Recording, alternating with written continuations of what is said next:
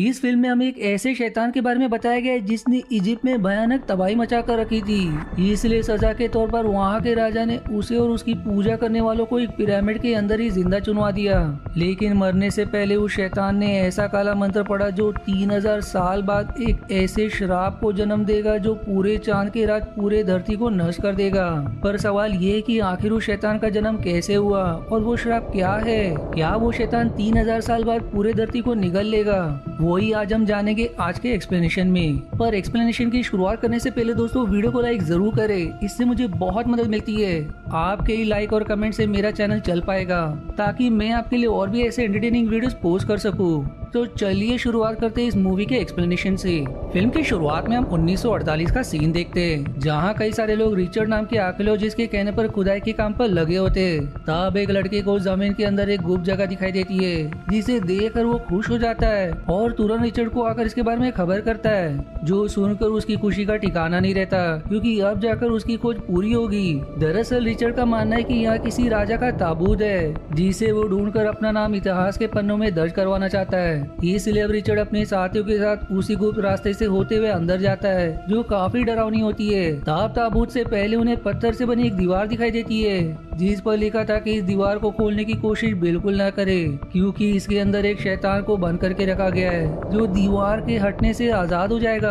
लेकिन रिचर्ड के साथियों को ये बस एक झूठी कहानी लगती है ताकि यहाँ कोई चोर आकर इसके पीछे रखी चीज को ना लूट ले। इसलिए वो सभी बिना सोचे समझे उस दीवार पर लगे पत्थर को हटा देते हैं जिसके अब हटते ही अंदर से काफी ज्यादा अजीब धुआं निकलने लगता है और फिर जो भी उस धुएं के चपेट में आता है उसका शरीर मिट्टी की तरह टूटते जाता है। तब रिचर्ड उस शैतान को उसी गुप्त जगह में कैद रखने के लिए बाहर जाके रास्ते को बॉम्ब से उड़ा देता है।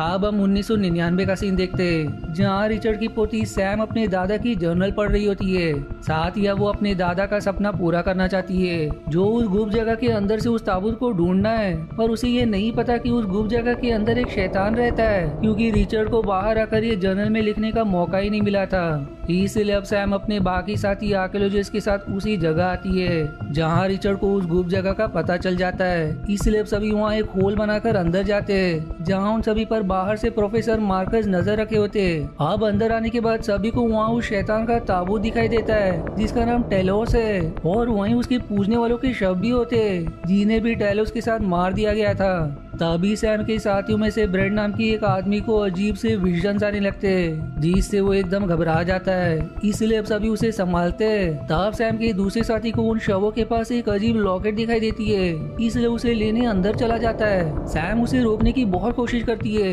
लेकिन वो नहीं सुनता और उस लॉकेट को ले लेता है। लेकिन जैसे ही वो लॉकेट सैम की तरफ फेंक कर खुद भी बाहर आने वाला होता है कि तभी उसका पैर फिसल जाता है जिससे वो काफी गहराई में गिरकर मारा जाता है। अब हम 7 महीने बाद का सीन देखते हैं जहां मार्कस और बाकियों ने टेलेस के ताबूत को खोलकर उसके अंदर से मिले टेलेस के कपड़े जिससे उसे मम्मीफाइड किया गया था उस कपड़े को म्यूजियम में रखवा देते हैं क्योंकि सैम और बाकियों ने टेलेस के ताबूत को खोल दिया था जिसके अंदर उन्हें सिर्फ वो कपड़ा मिला लेकिन वहाँ टेलेस का शरीर नहीं था। इसलिए सभी ने सिर्फ उस कपड़े को ही म्यूजियम में रखवा दिया।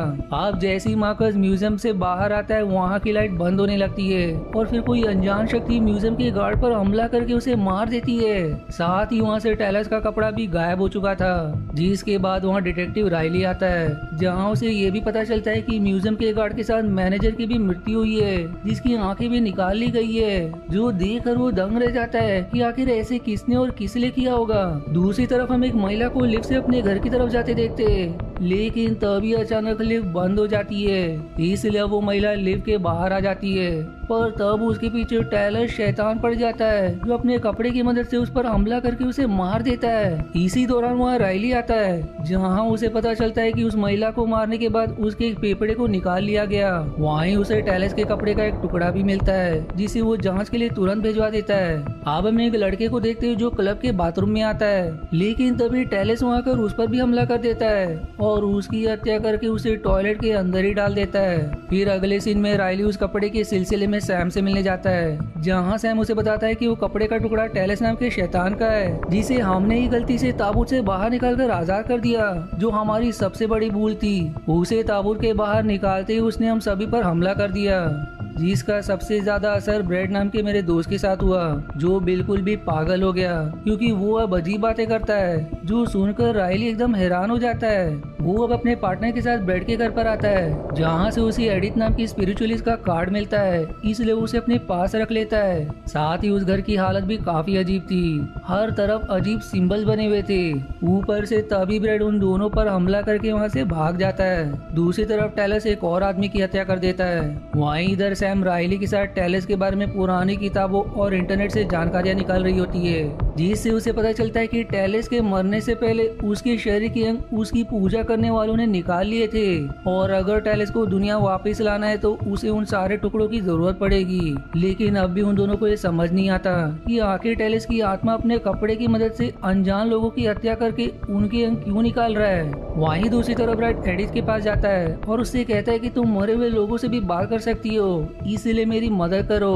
मैं टेलस को रोकना चाहता हूँ, वरना वो पूरी दुनिया को बर्बाद कर देगा। मैं चाहता हूँ कि तुम मुझ पर अपने मंत्रों का प्रयोग करते हुए ये पता लगाओ कि अभी टेलस कहाँ है। इसलिए वो उस पर अपने मंत्र पढ़ने लगती है, जिससे ब्रेड को टेलस दिखाई देता है, जो अभी एक मेट्रो स्टेशन के पास है। इसलिए वो तुरंत वहाँ भागता है, लेकिन जब तक वहाँ पहुँचता है इससे पहले ही टेलस ने वहाँ खड़े एक अंधे आदमी के कुत्ते को मारकर उसके भी शरीर का एक अंग निकाल लिया था। अब अगले सीन में सैम के पास ब्रेड आकर कहता है कि मुझे तुम्हारी मदद चाहिए, मैं तुम्हें अपना दोस्त मानता हूँ, इसलिए मुझे उम्मीद है कि तुम मना नहीं करोगी। जिस पर सैम सवाल करती कि आखिर तुम चाहते क्या हो। तब ब्रेड उसके दिल पर हाथ रखकर उसे कहता है कि मुझे तुम्हें मारना होगा, क्योंकि टेलस आखिर में तुम्हारा दिल लेने आएगा।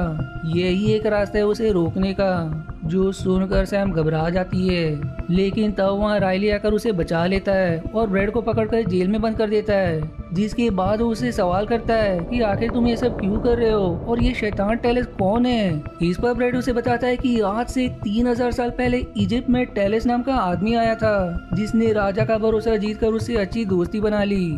इसलिए राजा ने अपनी बेटी की शादी उससे करा दी, लेकिन शादी के बाद से ही टेलस ने लोगों को अपने जादू से अपना गुलाम बनाने लगा, जिससे लोग परेशान हो गए और राजा से इसकी शिकायत की। तब राजा ने टेलस को मार देने का प्लान बनाया, लेकिन जब इसके बारे में टेलस की पत्नी को पता चला तो उसने भी उसके साथ आत्महत्या करने की ठान ली। इसलिए राजा ने उन दोनों को टेलस की पूजा करने वालों के साथ दफन कर दिया। लेकिन कहा जाता है कि टेलस ने मरने से पहले ही पुनर्जन्म का सारा बंदोबस्त कर लिया था, और इसके लिए उसे 3000 साल बाद उसकी पूजा करने वाले जो बच गए थे, चाहे वो अब इंसान हो या फिर कोई जानवर, उनकी पीढ़ी के लोगों को मारकर उनके अंग चाहिए होंगे, जिससे उसे पुनर्जन्म मिल जाएगा। और इस चीज में वो काफी हद तक सफल भी हो गया है। अब बस उसे उसके शरीर का आखिरी अंग चाहिए, जो कि सैम का दिल है, क्योंकि उसके पूर्वज टेलस को मारने वाले थे।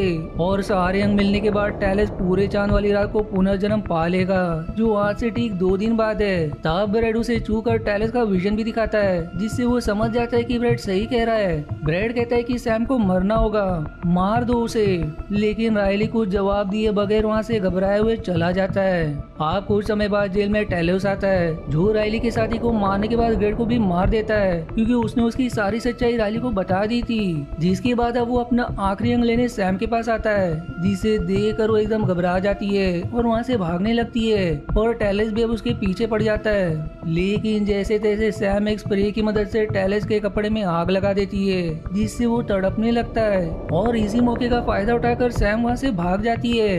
लेकिन तभी उसके पास टेलस एक कुत्ते के रूप में आता है और सैम को बंदी बनाकर अपने साथ ले जाता है। अब अगले दिन रायली जब सैम के घर आता है तो वहाँ नहीं होती, बस वो लॉकेट होता है जिसे उसके साथी ने टेलस के ताबूत के पास से लेकर उसे दिया था। और ये एक ऐसा लॉकेट है जिसे ताबूत के पास इसलिए रखा गया था ताकि वो टेलस को रोक सके। जो देखकर अब रायली घबरा जाता है कि सैम अपना लॉकेट छोड़कर कहाँ चली गई। इसलिए वो तुरंत एडिथ, मार्कस और अपनी एक और साथी सैरा को वहाँ बुलाता है, ताकि सभी मिलकर सैम को ढूंढ सके।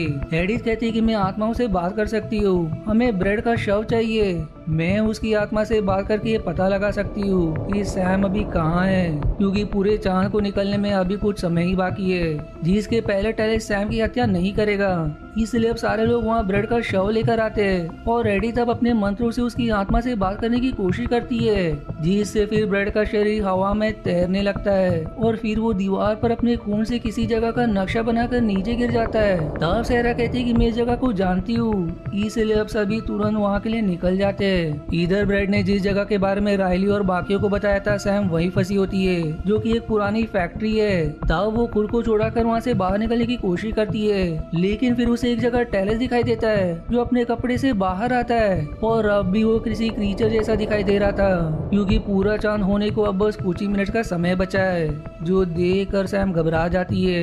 इसलिए घबराहट की वजह से वहाँ से नीचे गिरकर बेहोश हो जाती है। लेकिन जब थोड़ी देर बाद उसे होश आता है तो उसके सामने टेलेस खड़ा होता है, जो उसे कहता है कि अब मैं तुम्हारा दिल निकालकर पुनर्जन्म पा लूंगा। वहीं अब रायली और बाकी उस जगह पहुंच जाते हैं जहाँ की सैम है, लेकिन तभी मार्कस और एडिथ के सामने टेलेस आ जाता है, जो उन्हें अपने नियंत्रण में करने की कोशिश करता है। लेकिन एडिथ के पास सैम का लॉकेट था, इसलिए उसका कुछ भी बिगाड़ नहीं पाता, पर वो मार्कस को अपने नियंत्रण में करके उससे एडिथ की हत्या करवा देता है। तब वहाँ सहरा आती है जो टेलेस के नियंत्रण में होकर मार्कस की हत्या कर देती है। वहीं रायली आगे बढ़ते हुए सैम के पास पहुंच जाता है, जहाँ टेलेस ने उसे बंदी बना कर रखा था। तब वहाँ टेलेस आता है और अब रायली उसे शूट करने की कोशिश करता है, लेकिन गोलियों का उस पर कुछ असर नहीं होता। इसलिए अब सैम रायली से कहता है कि पूरे चांद का समय होने वाला है, मुझे मार दो, यही रास्ता है दुनिया को बचाने का। इसलिए वो ना चाहते हुए भी सैम के दिल में शूट करके उसे मार देता है। तब टेलेस रायली को रिवील करता है सैम तो बस मोहरा थी तुम्हें यहाँ तक लाने की, असली इंसान तो तुम ही हो जिसके पास मेरा दिल है। वो अब उसे उस समय का विजन दिखाता है जब टेलेस को मारा जा रहा था, जिससे रायली को समझ आ जाता है कि टेलेस की पत्नी ने अपने मरने से पहले टेलेस का दिल खुद के अंदर समा लिया था, जिसके बाद ही उसने ये कहा था कि आज से 3000 साल बाद मेरा पुनर्जन्म किसी भी रूप में होगा और वही वो इंसान होगा जिसके दिल से तुम्हें पुनर्जन्म मिलेगा। जो जानकर रायली एकदम घबरा जाता है कि वही टेलेस की पत्नी का पुनर्जन्म है। तभी फिर वहाँ सहरा आकर उसका दिल निकालते हुए टेलेस को दे देती है, जिससे वो पुनर्जन्म पा लेता है और फिर रायली वहीं अपना दम तोड़ देता है। अब जब वहाँ पुलिस वाले आते हैं तो उन्हें सहरा पागल जैसी मिलती है, साथ ही उन्हें बाकियों का शव भी मिल जाता है, लेकिन रायली का नहीं मिलता। फिर मूवी के आखिरी सीन में हम टेलेस को देखते हैं जिसने रायली का रूप ले लिया है और अब वो दुनिया पर राज करने के लिए अपना सफर शुरू कर देता है। जिसी हॉरर एंडिंग के साथ ये मूवी यहीं समाप्त हो जाती है। आशा है आपको मेरी एक्सप्लेनेशन पसंद आई। यदि हाँ तो प्लीज वीडियो को लाइक करना और चैनल को सब्सक्राइब करके सपोर्ट करना ना भूलें। मिलते हैं अगले एक्सप्लेनेशन वीडियो में, तब तक के लिए धन्यवाद दोस्तों।